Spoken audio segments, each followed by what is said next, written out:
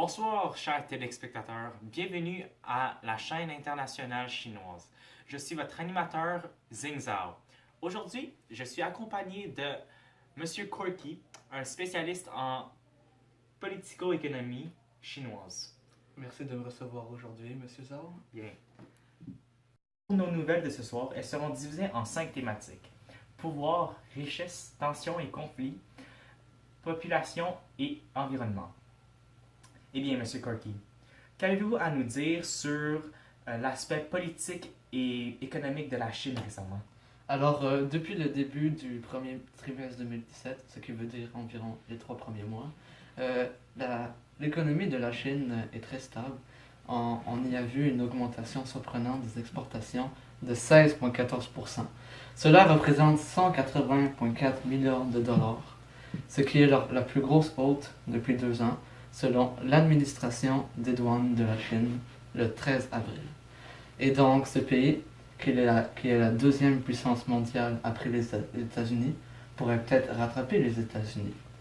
Et avec tout cela est arrivé grâce aux récents investissements de Pékin sur les bâtiments, la pêche et plusieurs autres domaines économiques, et aussi la reprise de la demande mondiale d'exportation. Et donc, ça a causé que l'économie de la Chine est stable pour le moment. Quant à l'aspect politique, récemment, il y a eu l'élection du prochain chef de l'exécution de Hong Kong, qui est la plus haute fonction de cette métropole. Et alors qu'on pensait que John Lang était le candidat favori pour ce poste, selon les Hongkongais, c'était peut-être pas aussi surprenamment qu'on pensait. Il a été largement battu par Carrie Lam, première femme à obtenir ce rôle.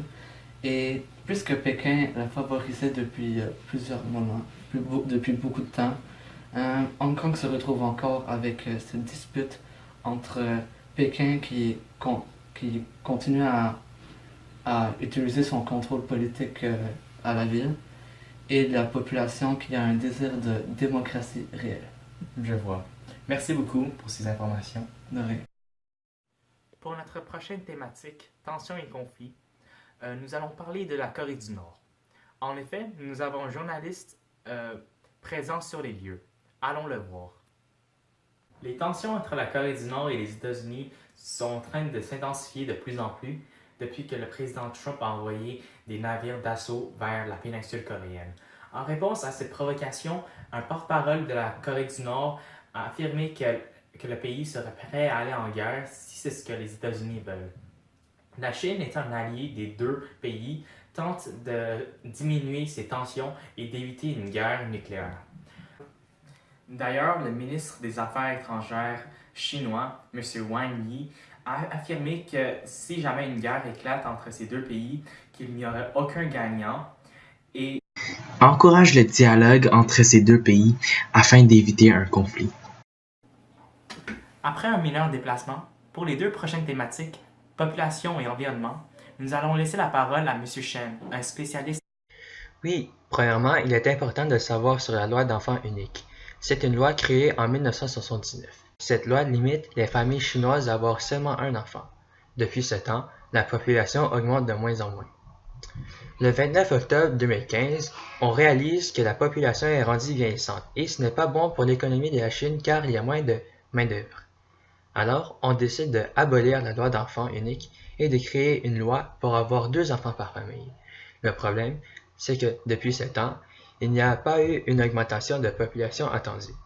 La croissance n'a pas changé depuis la loi d'enfant unique. La raison pour laquelle, c'est parce que les parents trouvent qu'avoir 2 enfants c'est trop cher. Déjà, un enfant c'est trop pour la famille. De plus, il y a beaucoup d'avortements. Les Chinois préfèrent d'avoir des garçons au lieu d'avoir des filles. La contraception est aussi une raison. Et maintenant, pour l'aspect de l'environnement. Comme vous le savez, la Chine est un des pays qui pollue le plus au monde.